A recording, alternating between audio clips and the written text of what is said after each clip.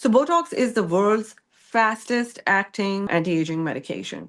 And when you use it preventatively in your, 20s or 30s, your dose is very, very little. Most likely, if you go to the right longevity health doctor, they will give you a dose that is supposed to be very little.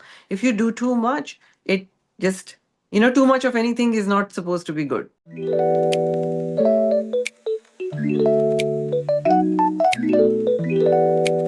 Have you ever experienced Botox treatment? Yes.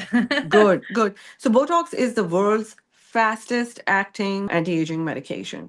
And when you use it preventatively in your, 20s or 30s, your dose is very, very little. Most likely, if you go to the right longevity health doctor, they will give you a dose that is supposed to be very little. If you do too much, it just, too much of anything is not supposed to be good. May not be good for you.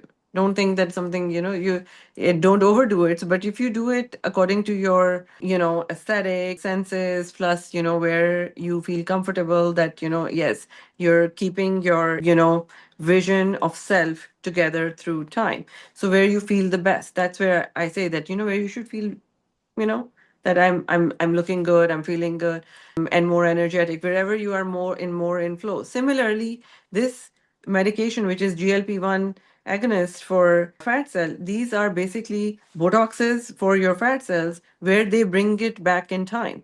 So your fat cells release all the energy that they are just hoarding for no reason, and then they give these signals to your brain to eat more because they're addicted now. So those signals decrease, your fat cells relax, and your brain removes that cravings, of unneeded, unnecessary calories, and it also removes that dopamine hit, that sugar, that addictive pattern that, oh, I'm going to get like this, release of pleasure.